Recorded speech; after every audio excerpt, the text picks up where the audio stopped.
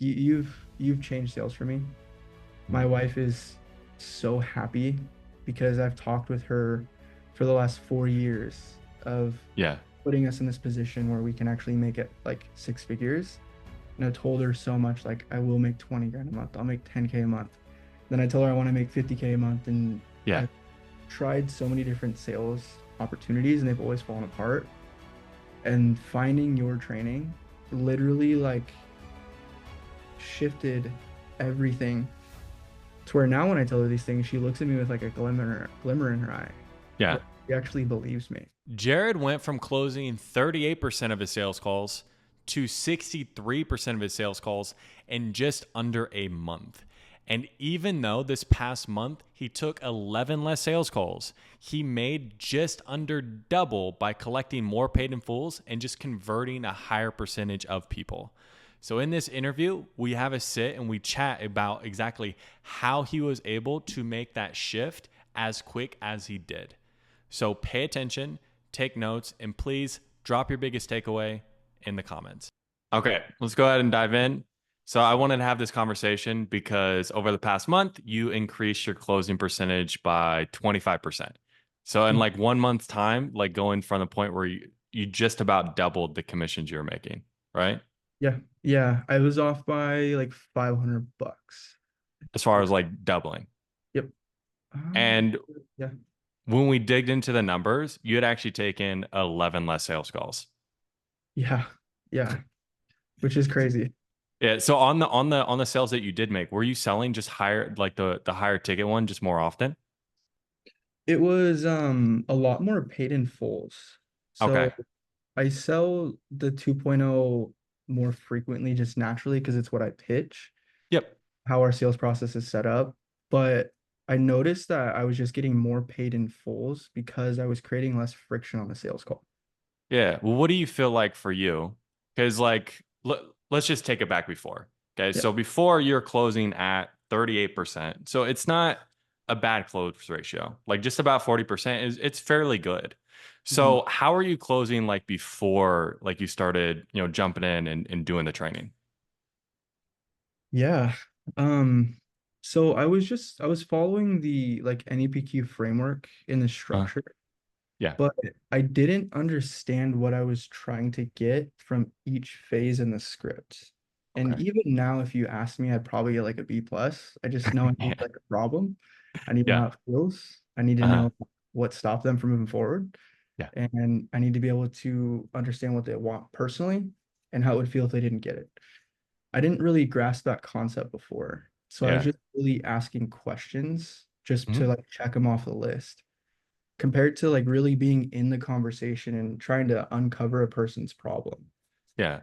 And what difference do you notice versus we're just checking off a list and actually having real conversations with people? Yeah, they're more real. Like I'm really like connecting with people. And it's crazy too, because I've had people like thank me for our conversation, which Yeah. is so weird. I never thought I'd get that from a sales call. Yeah. And like Thank you for people, allowing me to give you lots of money. yeah, yeah, Yeah. literally. And then like, just having people even compliment my sales process, Uh, just like how they're like, you're not like other people. It was just right. really, I don't know, it was cool, man. It shifted a lot. Yeah, 100%. Is there like as far as like you because you had taken less sales calls, so you got more paid in fulls. Do you feel like the lead quality was just higher this time around, or what do you feel like shifted, or No, is it about the same? the lead quality, I think that's bullshit, to be honest. Yeah. It really was just like simplifying the entire process and just the understanding of what I needed. That Yeah. was really it. Because beforehand, I was self-genning my own Mm. deals. This was actually my second month as like a closer. Yeah. So last month, or not last month, in July, I was setting and closing my own deals. We just got a setter this month. Uh-huh. Well, the previous month, I didn't realize it, but I was creating like a lot of objections for myself. Yeah. Just not knowing how to ask the right question, like Yeah. knowing how to go deeper to like pull the pain out. Typically, what objections do you feel like you're creating? It was a lot of think about it and a lot of money. Okay. Yeah. And what shifts did you make that just got those out of the way? Like what do you feel like either like the questions or what big shifts do you feel like you made? Pulling out their problem was a big one. Just knowing exactly like what the actual root issue is when it Hmm. comes to what they're doing. Being able to pre-handle objections. So if someone has been putting it off for X amount of time, just being able to shift their belief around that. Right. So like coach them and pull out the greatness from them. Uh-huh. And really my presentation as well got a lot better. Yeah. I would get a lot of people who would be like, this is exactly what I'm like looking for. And like Yeah. as a sales guy, like that feels really good. Yeah, You know, no, it man, definitely does. feels way better. So then for you, like what was like that moment? And I know we talked a little bit before we pressed record, but what was that moment for you that like clicked in your mind that's like, okay, maybe I'm not doing this the best I could, and I need to take this more seriously. Yeah, there was three big shifts. Hmm. Um, the first shift was when I came across you on YouTube. Yeah. We paid $1,000 for a script from seventh level, and I saw one of your videos. It was I remember which one it was, but it was a thumbnail with you and Jeremy Minor, and I was Uh-huh. like, "Who is this guy? Why has he got Jeremy Yeah. Minor thumbnail? Like, what is Uh-huh. this?" And when I saw you were a coach at seventh level, and you were breaking down everything, I was like, "Holy shit!" Like, this isn't like I don't what I'm doing is not right. Like Yeah. I need to pivot here. And then that really big shift was just understanding the main principles underneath everything. Hmm. What am I trying to get from my questions and then why do I need it? Because you Yeah. need to sometimes people don't follow your script, believe it or not. Yeah. So you got to be able to like pivot around with them. Um, and that really helped me feel a lot more confident too. Because a lot of things with this sales process is mindset. Uh-huh. The big shift, the third shift, was when I heard you talk about sales being leadership. Right. Because I recognize that I don't know if other people feel this way or have felt this way, but Hmm. I was nervous to ask the consequence question. Right. I don't know why I was like uncomfortable. Yeah. When you said that sales is leadership, I was like, okay, well, what does leadership actually mean? Well, if you want to be a good leader, you have to be able to lead yourself. And like Cole Gordon says, you want to have a high say-do ratio. But outside of that, Mhm. I think the main thing is being willing to get uncomfortable when I'm asking my prospects to change by Right. being comfortable myself by asking the Yeah. tough questions, reframing, Absolutely. rehandling. And that was really like what created so many objectionless closes. Like Yeah. it was insane. Yeah, the pre-handling is a big one. And before, like, honestly, before I started coaching so many people, I didn't realize that people would just let some of these belief systems that people had, like on calls, just go on by, right? Yeah. Like they wouldn't address them. And like reviewing a lot of calls, like I would just notice this like over and over and over again. Yeah. So what have you found like the difference of one, now actually being able to identify these limiting beliefs, Mhm. and then two, like how right now do you actually go about addressing them in your conversations? Yeah. So there's really a couple things I look for, and it's all based off of what you taught. It's just Mhm. like when you ask the solution awareness question of like what prevented you in the past from actually getting like outside help. So when I ask that question, if someone tells me like time, money, fear, they've been Mhm. comfortable, they're lazy, they're Yeah. procrastinating, it's just like clarifying like Uh-huh. where they're coming from, trying to understand a little bit more about like what they mean by that. Because like you say, you know, when someone says money, it could be they literally have $0, or they could Yeah. have the money, they're just fearful to part ways with it. Right. You kind of need to know exactly how to handle that. Uh-huh. Um, and then it's just like calling them out on it, like asking where the belief came from. Yeah. Like why are they allowing that belief to hold them back? I really love using analogies because Hmm. we think visually. So when you Right. can use quotes from different people or paint a picture, Yeah. it really resonates deeper. And when it comes from someone that's not you, so like if I'm using a Tony Robbins quote Right. or if I'm using Michael Jordan, like it's more powerful because it's not me, Yeah. someone they put on this like pedestal. And so through that process, they really start to look at their challenge a little bit deeper and just differently. And then when you ask them if it's worth keeping and then consequence it, just right there automatically, there's just so much buy-in that's bought. Right. And what's crazy too, I don't know if it's what's crazy. What I Yeah. recognize on the calls, especially for what I'm selling, it's a coaching call or this Uh-huh. coaching product. Yeah. It's like the coaching starts now. And a Right. lot of times people are looking for that. So when you're 100%. willing to get in there and do that, people love it. Like Yeah. they're so grateful for it, which breaks every preconceived notion you have when it comes to like talking to somebody like that. Because you would think Yeah. they're gonna be pissed off or they're not gonna like it or Yeah. whatever the case may be. Yeah, that's the big thing that like I try to get across is people are looking for coaching. So the very first coaching call is going to be the sales conversation. So if you're 100%. not leading that person, Yeah. then when we allow them to think the same way, that's just caused them to need coaching. We let them off the call with that same belief. Like on some level, like I've let this person down. Yeah. Because before you started like actually identifying these, like what were some of the beliefs like you just let on by? And then how did that show up like later on in your sales conversations? Yeah. I mean, all of them. It was Yeah. every someone tell me they're comfortable, and I'm like, in my head, I'm like, oh, they're on the call for a reason. They're ready to go. Yeah. And then we get to the end of the call, and I ask for the deal, and they tell me no, and I don't know why or where it comes from. Right. And I really like, dude, I genuinely believe people don't even know why they're saying no. They say it's money, but I Hmm. don't think they recognize that it's not money. Yeah. They're fearful or they're comfortable or they have these thoughts and these patterns of behavior that hold them back. Yeah. And so when you can show that to them, they can recognize it in themselves when it comes time to make a decision. Uh-huh. And it completely shifts the way or where the conversation goes. Yeah.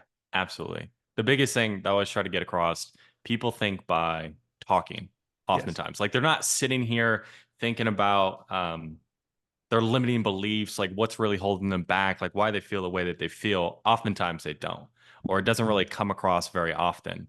So, Mm-hmm. as a salesperson, if I'm able to direct what they talk about, I Right. direct what they think about. So then I direct their decision making process for the best thing for them because it's always in their best interest. Because if there's like a limiting belief, like holding them back from getting their goals, then Mm-hmm. it's like it's our job to find it and just show it to them. And if we show it to them and we can challenge that, like oftentimes, like once you shine light on it, it goes away. Mm-hmm. And then they're able to then move forward. And 100%. typically what I found for me and other people I've seen is one if we're the person who can actually challenge their limiting beliefs, first we can identify it, but then we can challenge it. Like you Mm-hmm. said, bring the greatness out of people. How they view us completely changes. 100%. So can you walk me through like what do you feel like the difference is of how people actually view you now on your sales conversations, being able to find the right problems, being able to actually challenge them on the limiting beliefs, how people view you now versus how they did like previously. Yeah. Um, there's a lot more trust as like the trusted advisor and being the guidance counselor and like being the coach.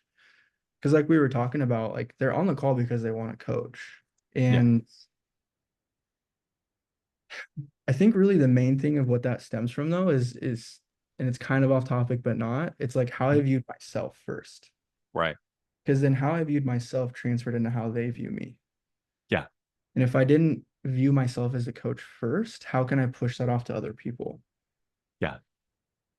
In order to get them to buy into being the coach, though, I've noticed that at the beginning of the call, when I use like hooks, like Mhm. the taking orders to taking action, Mhm. it really just shifts of like, okay, this guy isn't going to Yeah. kind of get away with some crap. Because at the end of Right. that, like, whose job is it to take responsibility and take action? Right. And then you just pause and you're like, Yeah. shit, I'm supposed to answer this? Like, yes. And they tell you, like me, and you're like, cool. So you go into everything else. But those moments where you ask those questions, Mhm. there's almost like a shift in the energy. They really like, I don't know, they just buy into what you're doing a whole lot more. Yeah. And And it's when you fun. say hooks, right? Because some people might not know, and it's something that I dive into. But like, what are hooks, and typically, what are the hooks that you use on a sales call? Yeah. So a hook, so like the taking order to taking action one, that's a big one I use. I Hmm. sell a biz op. Um, So a lot of times I'm talking with someone who's going from employee to wanting to be a business owner. Mhm. So the way that works, when they say like, I'll ask like, what's coming up for you that makes you want to look more into like owning your own online fitness business? They'll say, oh, XYZ, tired of how much time I don't have. And I'm like, that's why I love working with Ruben because like I get to talk with people like you who are Mhm. going from like taking orders to more taking action, from more like employee to business owner. Because then at the end of the day, like it's a different mentality. And if you don't like Right. where you're at and you want change, like whose job is it to take action? And then they'll answer. So the hook, the purpose of it, it allows them to be more suggestible, but also puts you in that authority position. Kind of sets Absolutely. like the standard of the conversation of like, this is the kind of conversation we're gonna have. If you Yeah. don't have this kind of conversation, let me know now. Yeah. That way we can just get out of the way. And it just Yeah. makes it more smooth. Yeah. And it comes down to you're there to help them shift who they actually are. You're not there to sell them a program. You're there to shift their identity from being that guy who is a, 9 to 5 person who is in a job to being an actual business owner. Because have you 100%. noticed a difference between like you actually selling to somebody's identity versus like how you were selling before? Yeah. Yeah, actually. 100%, especially in objection handling too. Mhm.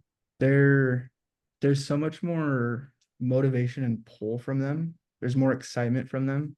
Mhm. And it just, you can feel like a shift. And there's been a couple people where like I could literally see them visualizing themselves as that person, like just like Yeah. this glimmer in their eyes, cheesy as it sounds. Yeah. But it's just the truth, Yeah. because at the end of the day, I think as humans, we want people to speak to our greatness. We want Yeah. someone to see our potential. And sometimes we need someone to pull it out and Mhm. recognize it. And that's just kind of what it comes down to when I'm on a call with them, or what you've taught is like it's okay to pull that from people, even though it's a sales call. Yeah. Absolutely. Like you're Mhm. excited for them. Yeah. And you're that person who's in their corner. And the way I always think about it is you're like an older brother, Yeah. right? Like you want what's best for them, but you're not going to accept their bullshit Right. of I know you can do better. We both know you can do better. And Right. if I let you off this call with the same belief that you have that's been holding you back, like I'm letting you down. So it's like more of that way of like I want what's best for you, but sometimes it's a little bit of tough love if they need it. Yeah. Well, because I've heard you talk about it too. Like, how would you talk to a friend? Mm. And like, I don't let my friends get away with that shit. Like, if my Yeah. buddy does something, I'm like, bro, what are you doing? Like, why are you Yeah. thinking this way? You told me you want X, but now you're doing Y. Like, what the heck are you doing? Yeah. Why would it be any different if it comes to me like on a sales call? It doesn't, And it and doesn't people respect you. They respect you for it because if you hop on a sales call and you allow somebody to lie to you, like what are they gonna do when you get to the objections? keep lying, but they're not lying to me. They're lying to themselves. Yeah. And then from the way that you shifted in the discovery, like how you're asking questions, how you're connecting. Um, Now I know you said you're getting more objection as closes, which is great, but Mhm. we're never going to get 100% objection as closes. So Yeah. how has objection handling been different as far as like how you're able to connect, but then also like the different ways that you go about it as far as like, handling it to their identity or just different ways you've been going about handling the objections. Yeah. So beforehand, I really didn't have a framework to handle it. It was always Hmm. like, let me get confirmation this works, and then I'll Right. just try and handle it logistically Yeah. rather than shift a belief, get on the And same. why is just trying to handle it logistically a trap? Because it's not always the logistics, but also at the same time, there's really a belief behind why they're saying no. Yeah. You don't get them to change the way they view the belief, then if you handle it logistically, like it's not going to work as much as it would otherwise. Right. And there are some people you can just get over the edge logistically. But But if there's a lot of people who have a belief underneath that, oh, well, I don't have the money, like they're okay. throwing their hands up, like, oh, I give up. And if they Mhm. hold on to that belief, it doesn't matter what you put in front of them. Like, is that person ever going to move forward? Mhm. Right. So, what have you been doing differently that's helped you shift people's beliefs behind Mhm. their objections? Yeah. Well, it's just the framework that you've been teaching with the going through clarifying. and then asking like a kind of a confusing question, right? Like, what's the Yeah. problem? What's the symptom? Uh-huh. And then just kind of calling it out, of like, if you knew how to do X, Y, and Z, would money be the challenge for you? So like, really, what's the problem or what's the symptom here? Yeah. And then from that point, like asking them, like, are you committed to solving the problem? And then consequently seeing if they don't.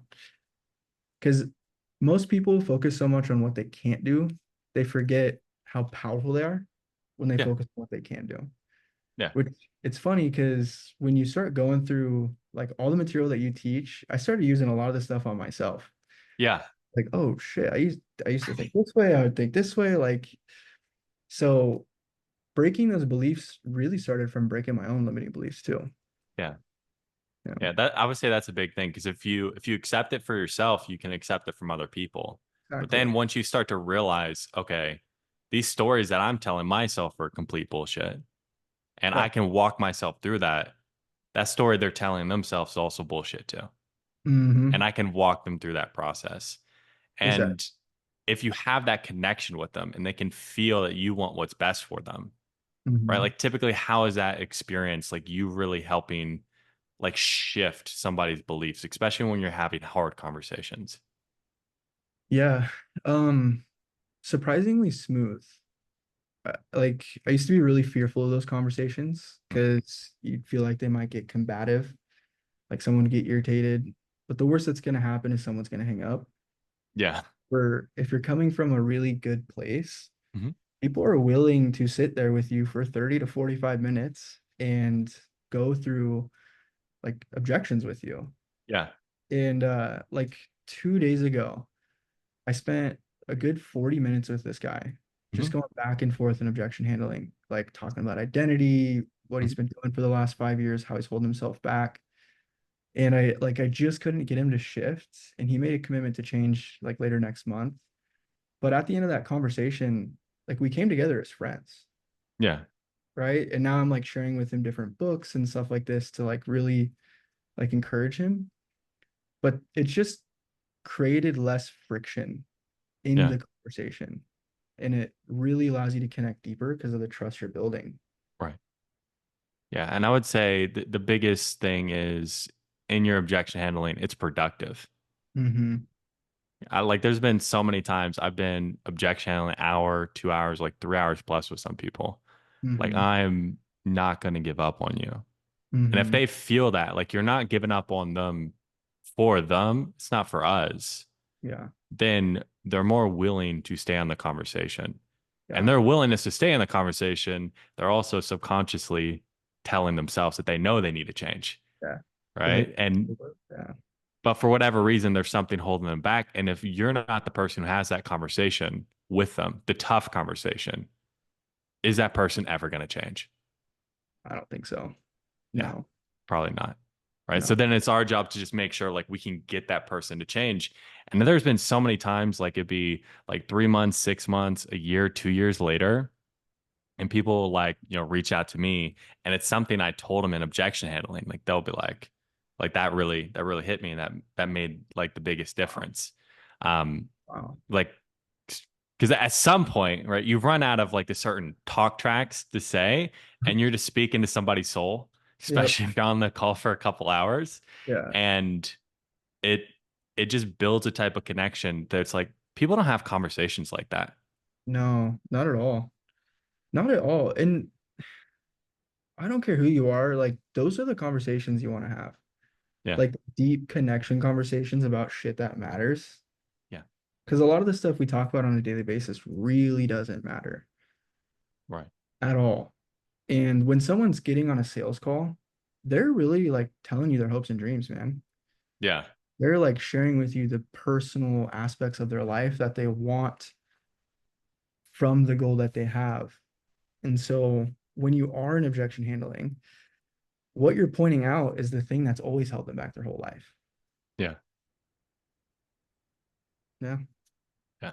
That's good, man. And have you done like any training? I know we talked a little bit, but like what type of training did you do before like our training? Yeah. A lot of like YouTube stuff. I've Mhm. been through the NEPQ portal. Yeah. Um, I got that from a friend. I never finished it though. Mhm. Then I went into like some of Bill Walsh's stuff in his free school community. Yeah. But outside of that, I've never actually done something as in depth of what you're doing Mhm. because I've never actually like paid the money for it, to be fair.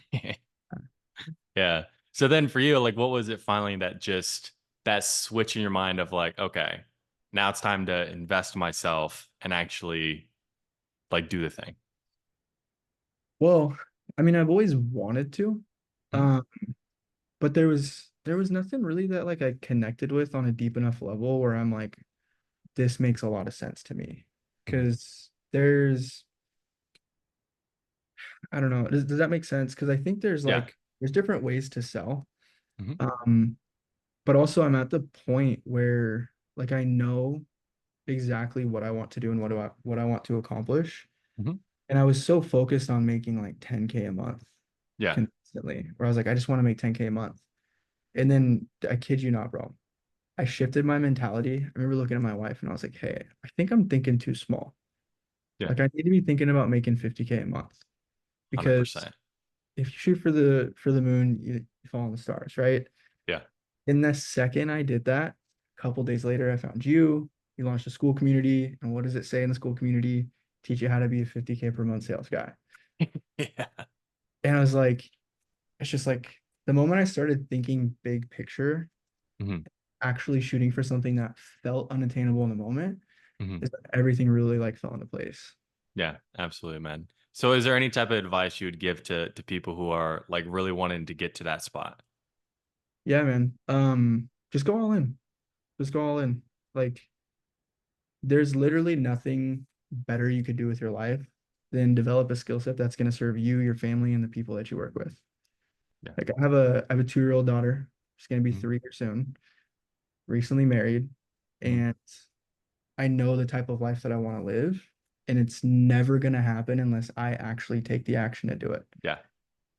And literally for $100, I doubled my commissions, almost doubled my close rate, and I know it's just going to be consistent and it's going to grow up from there. Yeah. It's, 100%, man. there's nothing that's going to hold you back but yourself. Yeah, cool, man. Well, it was a good chat. I think we could probably like end it here. Um, all right, cool, man.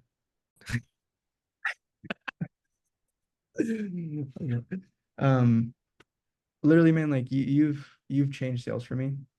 My Mhm. wife is so happy because I've talked with her for the last 4 years of Yeah. putting us in this position where we can actually make it like 6 figures. And I told her so much, like I will make 20 grand a month. I'll make 10K a month. Then I told her I want to make 50K a month. And Yeah. I've tried so many different sales opportunities and they've always fallen apart. And finding your training literally like shifted everything to where now when I tell her these things, she looks at me with like a glimmer in her eye. Yeah. Where she actually believes me. Um, 100%. yeah. Oh, if I go any deeper, I probably will cry, to be honest. Okay, I get it. No, I I'm not, appreciate it, man. I don't want to cry on that, but Yeah. you've changed the fucking game, bro. It's crazy, dude. Yeah. Yeah. I really appreciate it, man. Yeah. Okay.